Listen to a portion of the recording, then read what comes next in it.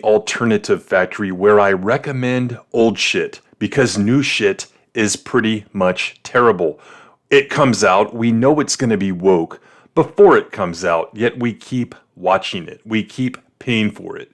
We keep pistol whipping ourselves with this new garbage. We have 80, 90 years of movies, almost that many years of television, hundreds of years, thousands of years of literature that we can look at and know whether or not it's good, or at least have a pretty good idea based on reviews and opinions of people from the past. So every week I'm going to recommend a television series and a movie. Sometimes I will do a book. Sometimes I will even do music. So that is the point of this new video series, and I'm going to try to do it weekly. So first up, I'm going to do a television show. I don't think it's very well known. I really never hear people talking about it, but it is Patrick Swayze in The Beast. This was on, I believe, A&E, who was just really getting into the original content, or at least more into it than they had been in the past, from like a fictional perspective. You know, they had a lot of documentaries and stuff like that in the 90s, but I think they did have some stuff in the 80s on a limited basis. Young Sherlock Holmes, stuff like that. So this show is about Patrick Swayze's character as a crooked FBI agent. They are really riding off of The Shield on this show, and they really don't hide it, but he's not as unethical or illegal as Vic Mackey was on The Shield, but he definitely does some stuff that is against the law. And he has with him his partner, played by Travis Fimmel, who I believe was like a model that went into acting, and it's very apparent, but at the same time, the character and the performer, it is a lovable character, and he kind of takes him under his wing, kind of like in a Dr. Phil style role, like tough love type thing, and really good plot. This was pretty much the last thing Swayze did before he tragically passed away from cancer, and he put in a hell of a performance.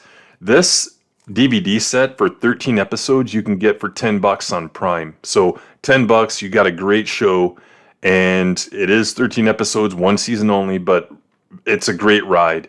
And it ends on a pretty good note. You get some closure. They do set up a second season if they had ever had it, but it never came, obviously. So definitely check this out. He puts in the performance of his life. I thought he had peaked as a performer, as an actor.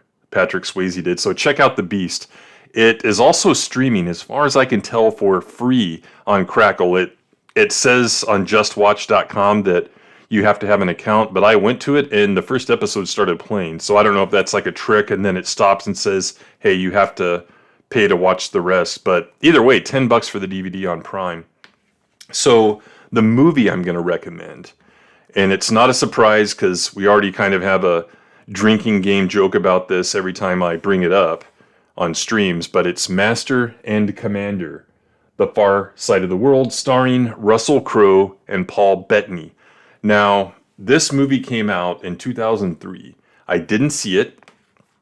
I was a fan of the books, and this movie is mainly based on the 10th book in the 21-book series, The Far Side of the World, although it draws from other books in the 21-book series.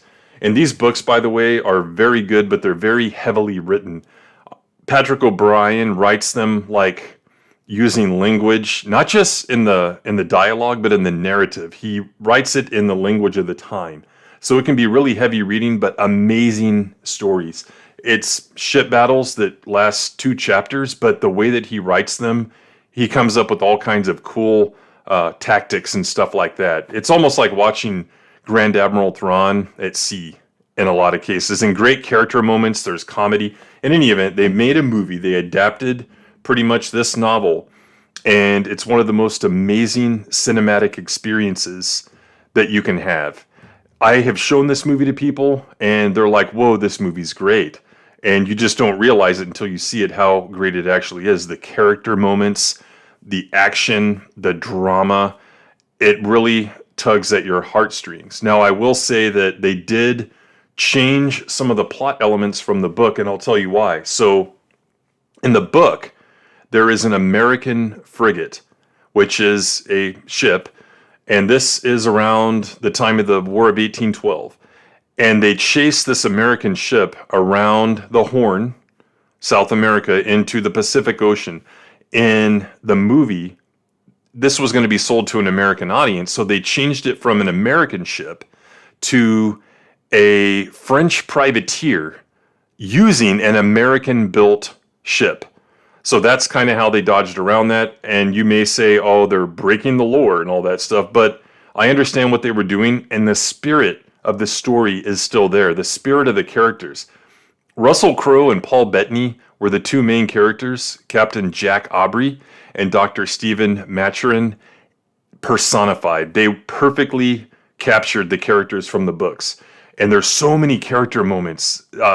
Russell Crowe learned to play the violin or the fiddle, whatever it is, for this movie, because in the books, that's how they enjoy their time together as friends on a ship. Maturin is the ship's surgeon. He's actually a real doctor, not just a surgeon, because back then, a surgeon was pretty much someone that could chop a limb off, even though they weren't a medical doctor. So they play music together. There are just scenes where the officers are having dinner and stuff like that. It's very much a guy movie. Although I've shown it to my wife and some ex-girlfriends, and they really like it as well. But it's definitely a guy movie. The only scene with women is when they make port in Brazil to resupply for about 2 minutes in the movie, and he sees some women and he's like, you know. So it's a great movie, great story with it, where they chase this ship, and it's kind of creepy the way they do it with the enemy ship, because they never show the captain's face when he's looking through the telescope and stuff like that. And a lot of the music and stuff like that, they show what life was like on wooden sail vessels in the late 1700s and early 1800s. So amazing film. The music is great. The director was Peter Weir, and they have never been able to get a sequel off the ground, even though Crowe himself wanted to do it. And he's probably a little bit too old now, even though the book series, I believe it runs so far that they would be at the age that Crowe is in real life now. And some of them are land-based. Some of the other books are land-based, but this movie's amazing. Trust me, you won't be disappointed. It's in all ways awesome. There's never a boring point in the movie. So those are my first two recommendations on The Alternative Factory. I highly recommend these two, and I want you to watch them and let me know what you think in the comments. Even if it's months later, come back to this evergreen video that you can watch now or 3 years from now and comment, I like the movie, I didn't like the movie. And if you do the latter, I can tell you why you're wrong. So that's going to be it for this round. I'll be back next week, hopefully, and I'll have my next set of recommendations. So thanks for swinging by. See you in the next one.